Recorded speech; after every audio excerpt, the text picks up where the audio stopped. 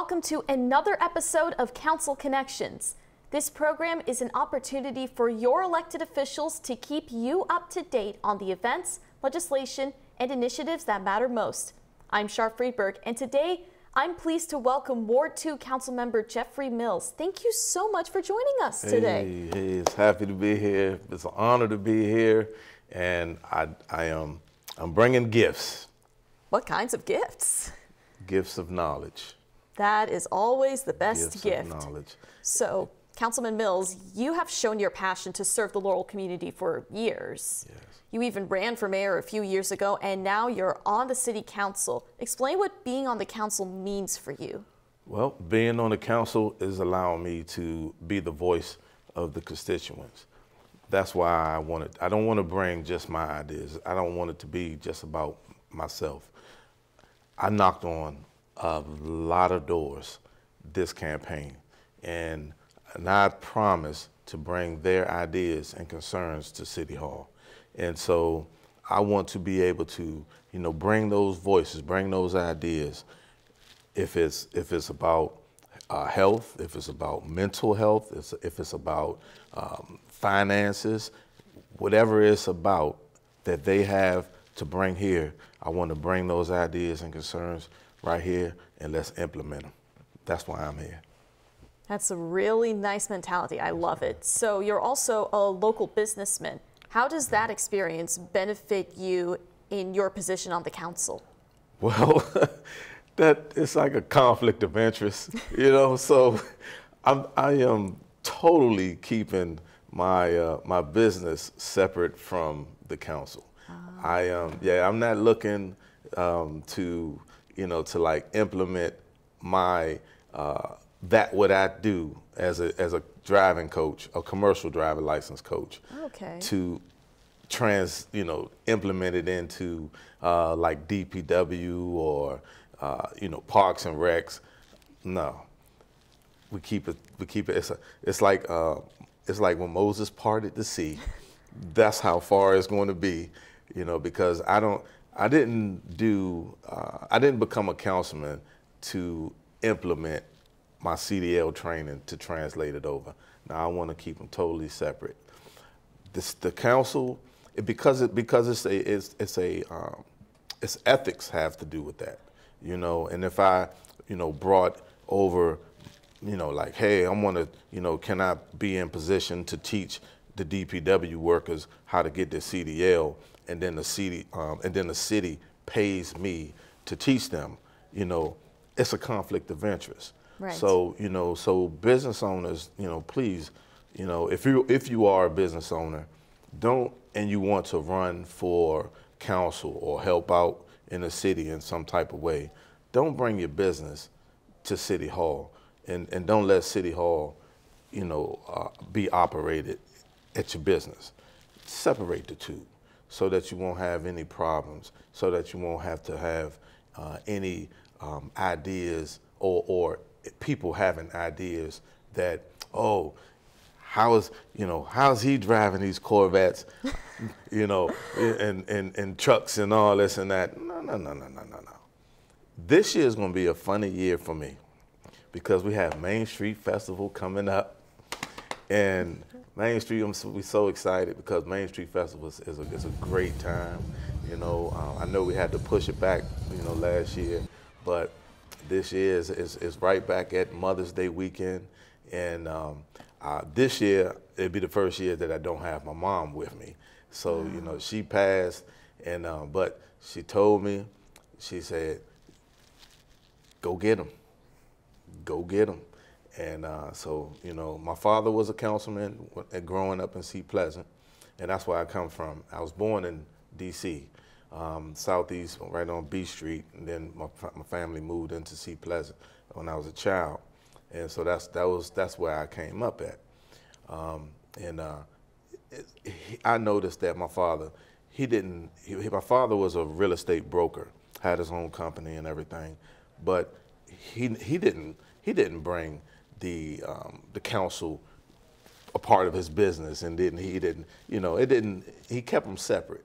So, from learning from my parents And my mom, she was a person, she was a banker who retired from being a teller.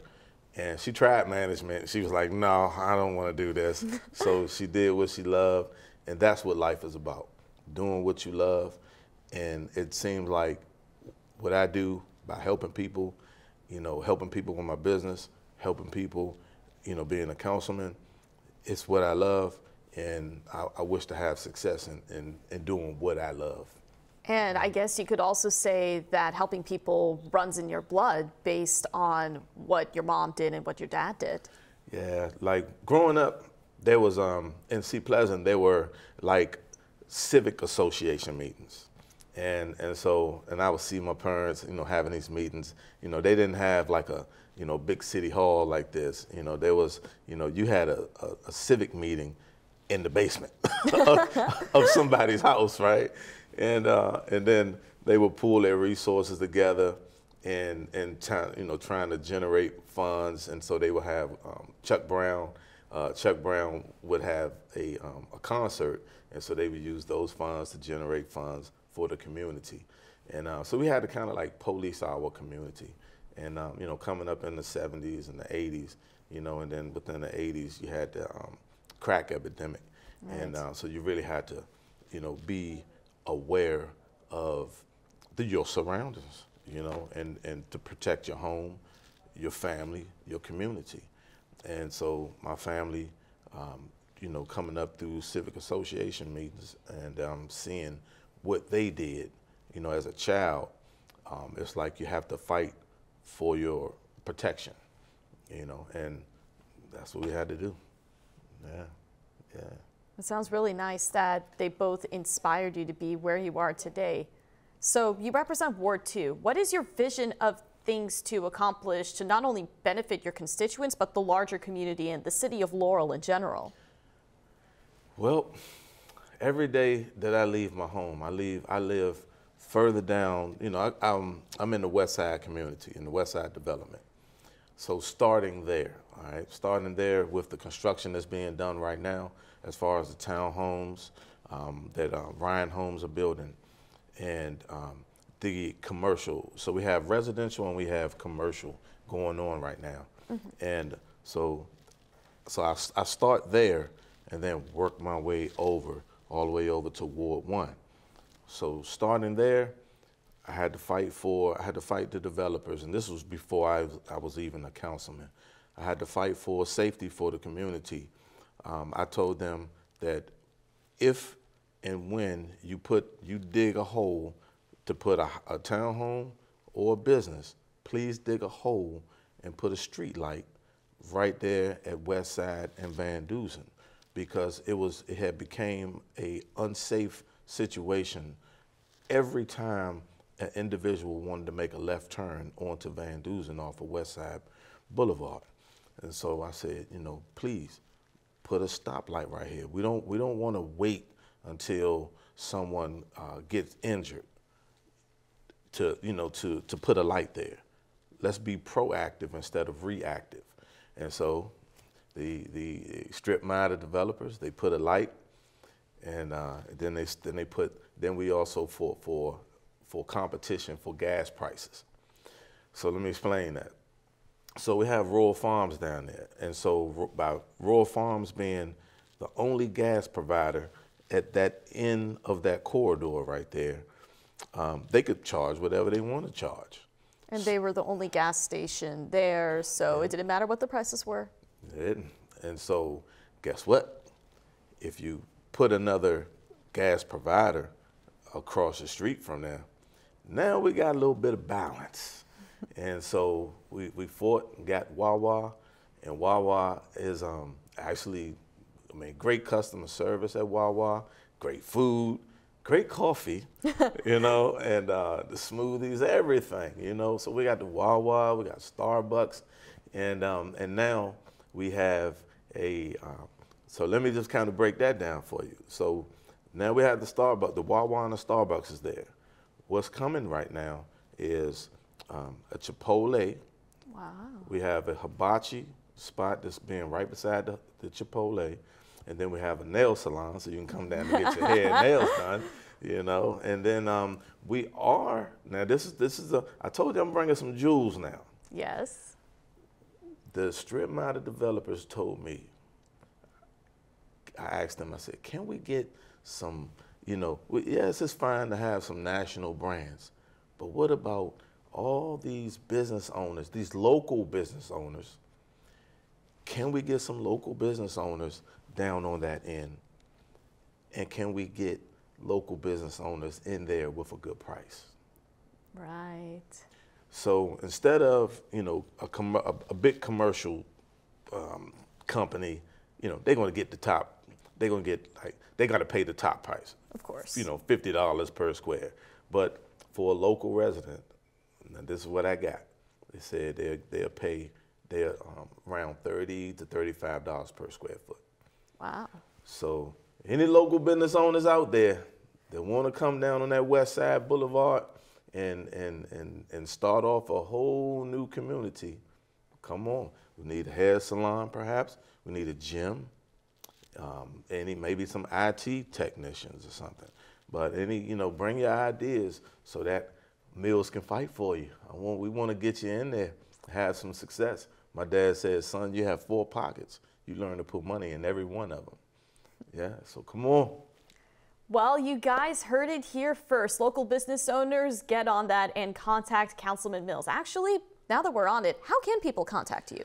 Well, they can contact me. Just go to the city website. My email and the telephone number should be right there.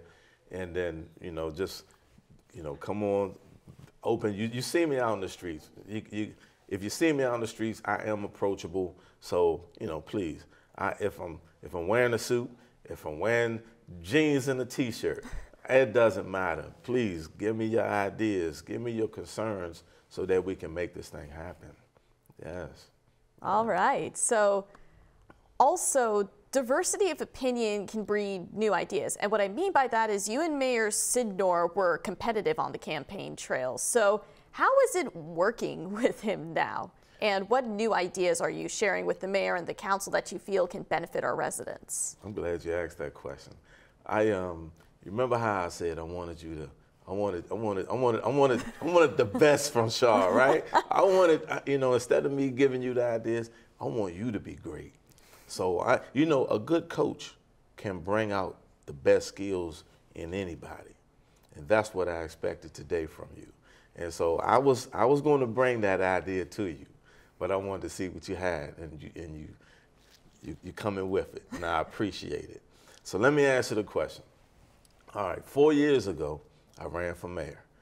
The reason why I ran for mayor was because I remember sitting right there at the lake with a council member, and I said, "Are you gonna run for mayor?" And they said, "Yeah, I'm gonna run for mayor," but never ran for mayor. I was like, "Come on, right?" So then people started asking me, "Mills, won't you run for mayor? Won't you run for mayor?" So I said, "Man, if I got the people asking me to run for mayor, then maybe Mills will run for mayor." So I did. I did it to not just run for mayor, but to learn from the mayor. Ah. See, I didn't. It was a win-win for me anyway, because you know how, like, if you have a big ice block and you want to put it in a small cooler, you got to kind of chip away at that ice block. And so I chipped away at how to become a council member, how to run as a candidate. And I learned from when the Mayor Mo, he was he was kind of sitting back with his feet up in the air.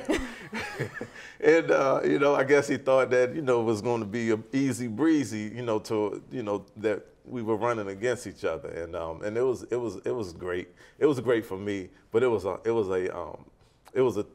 very tickled me to get phone calls from the constituents. "Hey, Mayor Mo knocked on my door today." I was like, "Oh, great." At least we got the mayor to go knock on some doors, because what I found by knocking on the doors at that time was a lot of people didn't know who the mayor was. Right. How do you live in the city of Laurel and not know who the mayor is?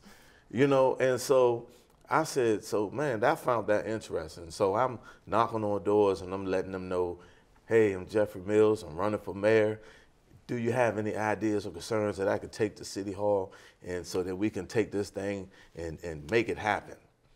And so, you know, so then, you know, I seen, now there was a problem though. I did see, like when I would put signs up, people was taking my signs though. Oh. Yeah, that was a problem. That was a problem. So I said, well, okay, if they're gonna take my signs, I got a fleet of tractor trailers. I got vote mills on the side of those trailers. Now take that right there. So I put the trailers east, west, north, and south, and ran my campaign. And it was a good campaign. I learned. The mayor was successful, but I learned for the next time that I was to run. Now, a lot of people thought that I was going to run for mayor again, but I didn't have intentions on running for mayor.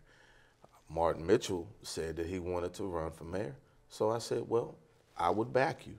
I had plans on moving to Georgia. My house was actually on the market.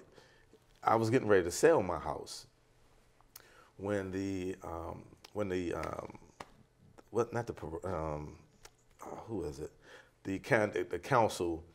council president was saying, I mean, not the council president, I'm sorry, supervisors.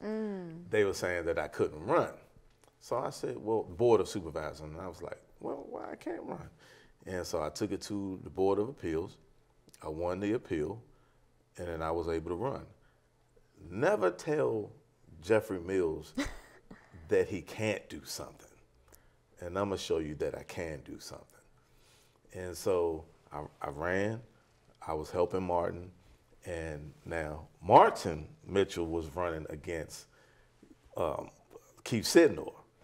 So I was supporting Martin. I told him that I would support him however he needed me to help him. So it was a good race, a good battle, and I rode around with Keith Sidnor's picture on the side of my van. You know, one of the things that I didn't like was him wearing that the neon uniform. You know, I didn't like that. I didn't like that.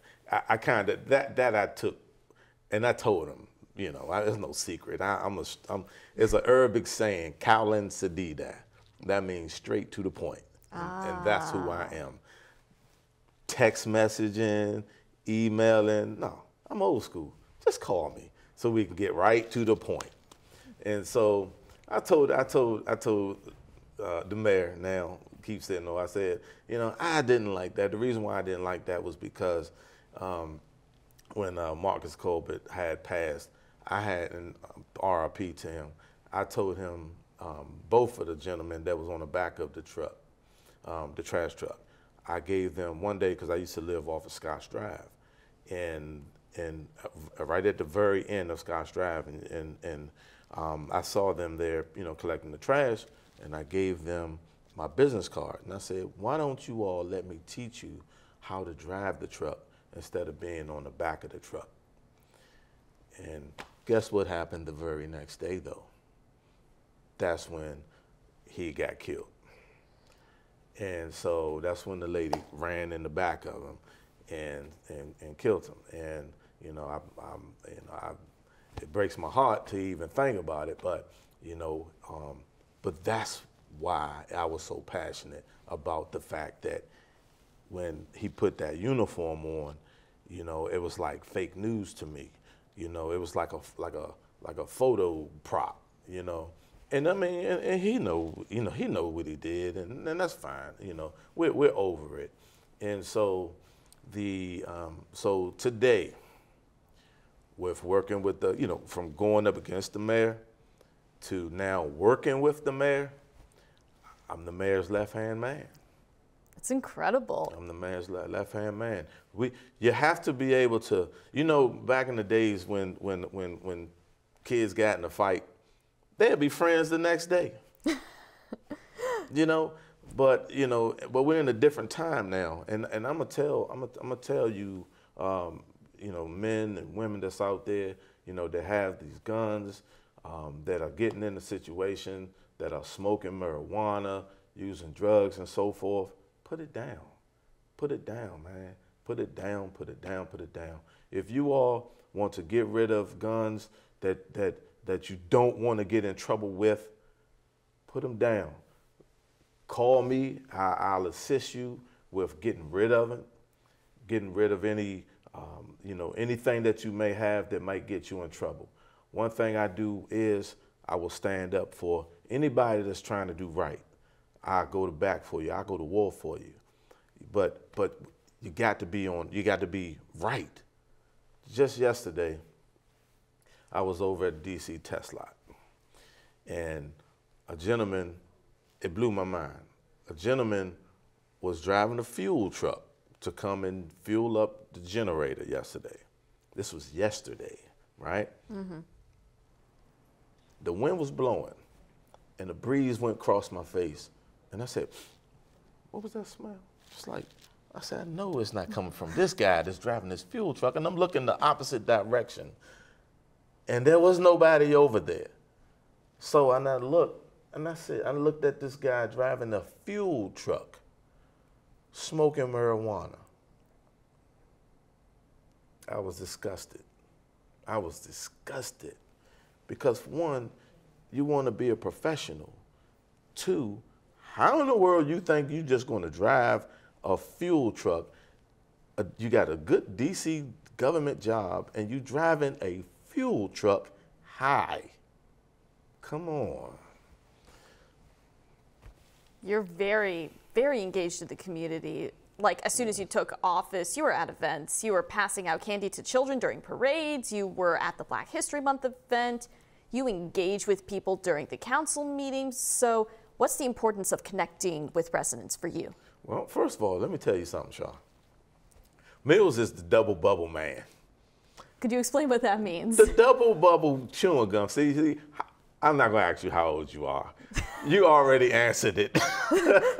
I did not realize when you said double bubble. Bubble. For some reason, I thought you meant like you had 2 layers of protection or something. No, you mean like the bubble gum flavor. I am the Dubble Bubble Man. The kids love when they come down at the parades. I toss the double bubble. Went for Halloween on Main Street. I tossed the double bubble. I fill up the bags. And, you know, I got some extra candy too. But that's what I love doing. Advertising and marketing, it's just in me, right? The events that we have, they're great events. We have some great events here in the city of Laurel. People come from everywhere to come from Main Street Festival, the Halloween on Main Street. I mean, the 4th of July parades, and man, we have some great events. The car shows, the river. Oh my God! Well, now the mayor has now. See, now here's my plug for the mayor. Here's my plug. Now the mayor wants to have September. I think it's September 14th, a multicultural event starting this year.